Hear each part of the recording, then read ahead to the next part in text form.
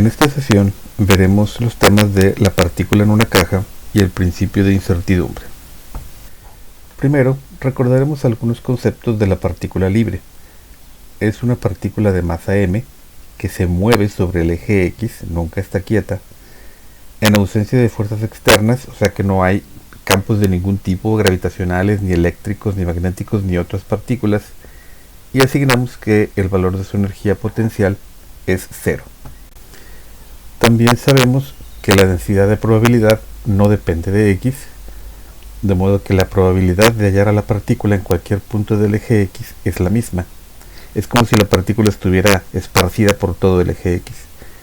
La posición X y el momento P en X pueden tomar cualquier valor.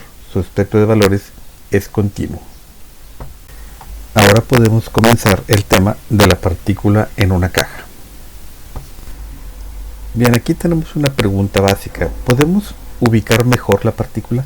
O sea, en lugar de tener la partícula esparcida sobre todo el eje X, vamos a intentar meterla en una caja de modo que tengamos una mejor idea de dónde está. La caja está formada por paredes de energía potencial. Aquí tenemos una caja de energía potencial. Veamos sus partes. Tenemos el eje X, que es donde originalmente estaba la partícula libre. Pero ahora, en lugar de que la partícula esté en todo el eje X, estará confinada en el intervalo que va de 0 a L, donde 0 es un punto de origen determinado por nosotros y L es la longitud de la caja. Dentro de la caja, la energía potencial sigue siendo igual a 0. Fuera de los límites de la caja, la energía potencial tiene un valor infinito, de modo que la partícula no puede acceder a esas regiones porque no hay manera de que obtenga una energía potencial infinita. Dentro de la caja, las funciones de onda son las mismas que ya teníamos para la partícula libre. Pero ahora tenemos dos condiciones de frontera. Una condición es para la región izquierda, donde X es menor o igual a 0, y la otra para la región derecha, cuando X es mayor o igual a la longitud de la caja. Pero entonces tenemos un problema. Cuando intentamos satisfacer las condiciones de frontera, las funciones de onda desaparecen. Esto es, si tomamos la función de onda original y sustituimos las condiciones de frontera, esto es, que la función de onda psi1 sea igual a 0 cuando X es igual a 0, vemos que cualquier cosa elevada a un exponente 0 me dará 1, con lo que resulta que A, el coeficiente de la función de onda, es igual a 0, y eso me anula toda la función de onda. Si intentáramos este procedimiento con la otra función de onda, psi2, veríamos que obtenemos un resultado prácticamente igual. Para resolver este problema utilizaremos el principio de superposición.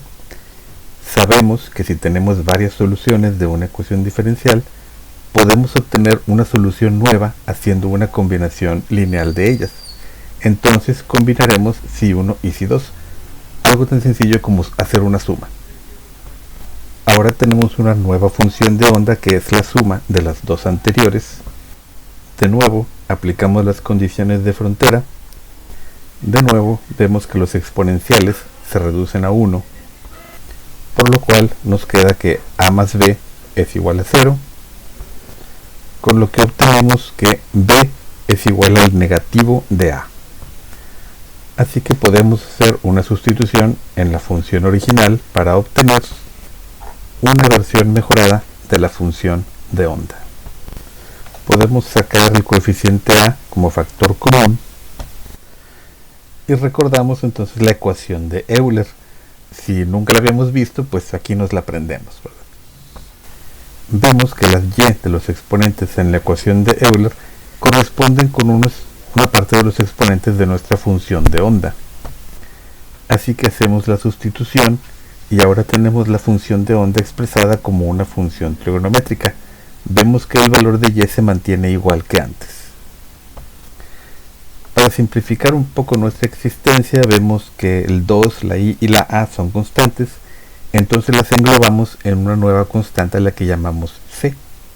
Y ahora sí, tenemos una ecuación que satisface la primera condición de frontera. Ahora haremos que nuestra función de onda satisfaga la segunda condición de frontera. Esto es, sustituimos que la función de onda valga 0 cuando x sea igual a la longitud de la caja. Vemos que para que la igualdad se cumpla, alguno de estos dos factores debe valer 0. Pero como no nos conviene que c sea igual a 0, porque nuestra función de onda desaparecería otra vez, hacemos que sea la función trigonométrica la que sea igual a 0. Pero que el seno de un ángulo valga 0 solo sucede cuando x es un múltiplo de pi. Permítanme aclarar que en este momento estamos manejando los ángulos en radianes, así que pi radianes es igual a 180 grados.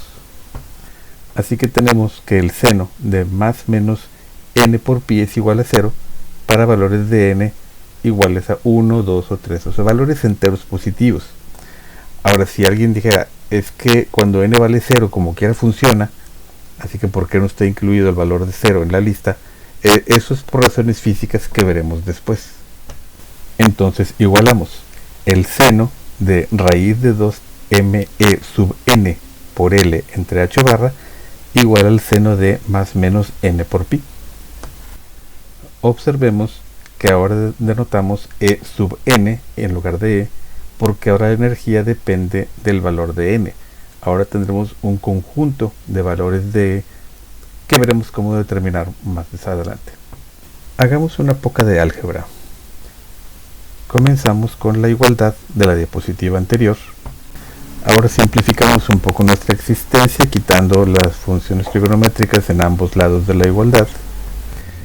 Pasamos la longitud de la caja dividiendo al lado derecho y ahora ya tenemos una expresión para esa parte tan complicada del exponente del raíz de 2me sub n entre h barra. Y podemos sustituir esa expresión en la función trigonométrica original que está en función de x. Ahora tenemos una función de onda que satisface las dos condiciones de frontera, de modo que la función de onda casi final es la que vemos en pantalla, si n es igual a más menos c por el seno de n pi x entre l. Y decimos que es casi final porque falta cumplir una condición más, que es la normalización. Sabemos que la probabilidad de hallar a la partícula dentro de la caja debe de ser igual a 1, porque nosotros pusimos la partícula dentro de la caja. Así que tenemos que asegurarnos que al integrar la densidad de probabilidad entre los límites de la caja sea igual a 1. Entonces sustituimos la expresión de nuestra función de onda para calcular la densidad de probabilidad en la integral y empleamos tablas o algún software de procesamiento simbólico para obtener la integral ya evaluada. No olvidemos que el asterisco nos indica que debemos tomar el conjugado complejo de c. Para simplificar nuestra existencia, decidimos que c debe ser un número real y después de unos cuantos pasos de álgebra vemos que el valor de c debe ser igual a la raíz de 2 entre la longitud de la caja. De modo que la función de onda, ahora sí ya en su forma final, que satisface todas las restricciones, es la que vemos en pantalla. Si sub n igual a raíz de 2 entre l por el seno de n pi x entre l.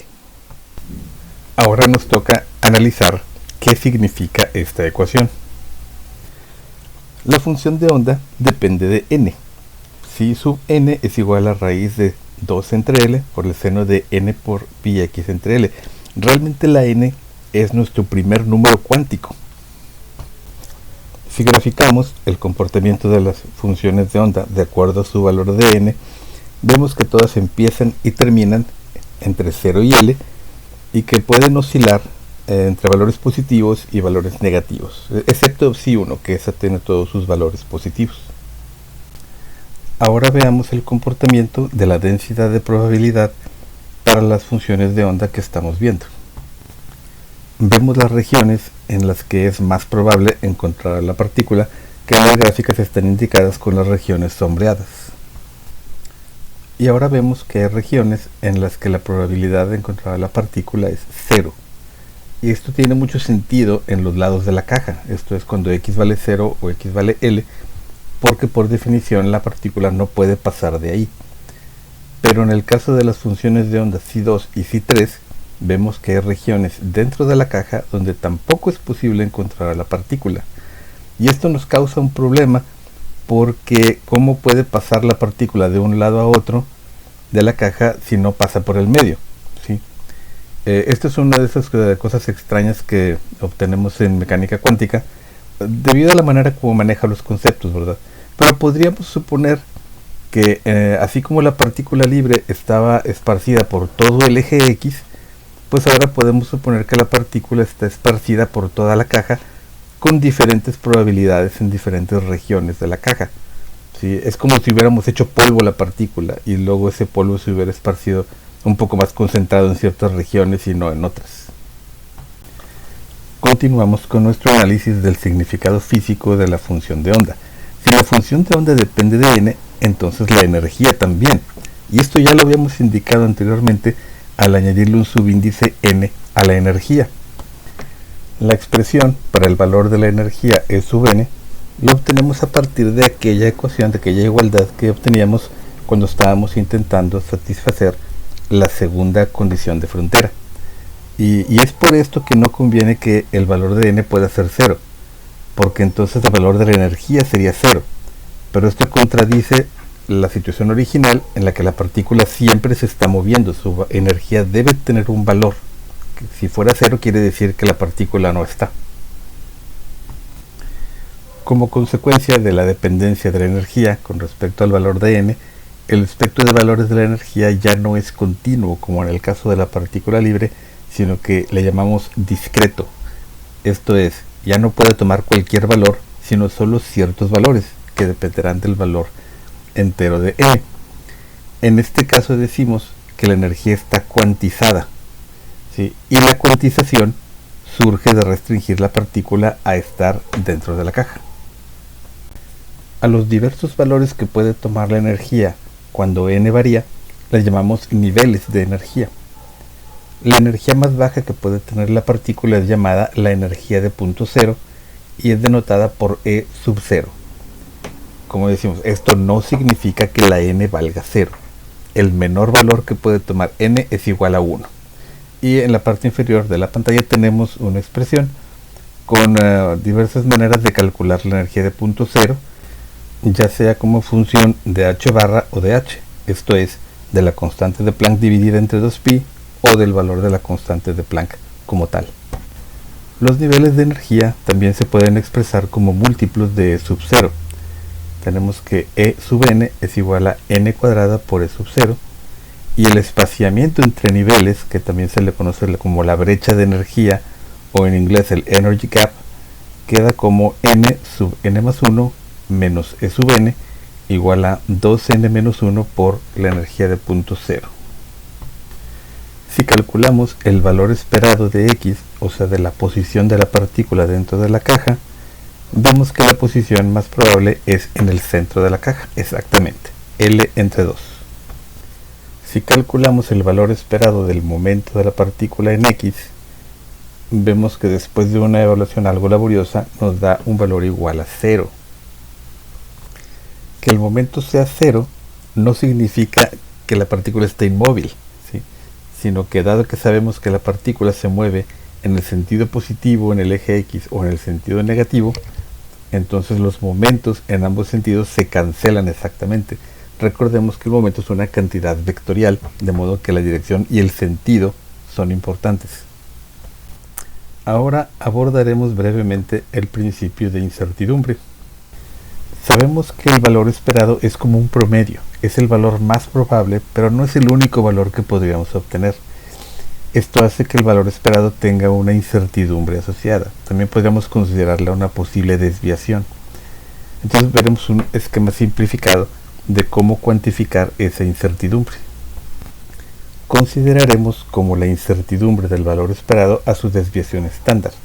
Entonces, para la posición en x tenemos que la incertidumbre en x es igual a la raíz del valor esperado del cuadrado de la posición menos el cuadrado del valor esperado de la posición. Sustituyendo y evaluando, lo cual ya se imaginan que requiere un buen número de integrales, obtenemos la expresión que vemos en la parte inferior de la pantalla. Después de hacer un procedimiento similar para el momento en X, obtenemos una expresión bastante más sencilla para la incertidumbre del momento. Si multiplicamos ambas incertidumbres, nos da una ecuación que se ve un poquito intimidante, ¿verdad?, por el tamaño de los términos.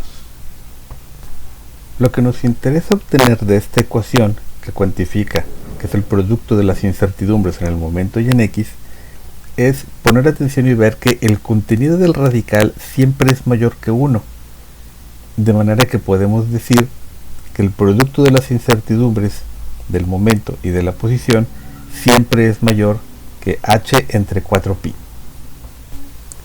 Esta última expresión, que ahora vemos encerrada en un recuadro, es básicamente el principio de incertidumbre de Heisenberg. Dado que la incertidumbre es una fracción de la constante de Planck, para objetos macroscópicos su efecto es completamente despreciable. Digamos, yo sé exactamente dónde dejé estacionado mi auto. Si salgo del lugar al que fui y voy al lugar donde dejé estacionado mi auto y no está, pues solamente puede ser porque se lo llevó una grúa, porque lo dejé mal estacionado, o alguien se lo robó, pero no es por incertidumbre en su posición, ¿sí? Por otro lado, para partículas como los electrones, la incertidumbre es sumamente importante, ¿sí?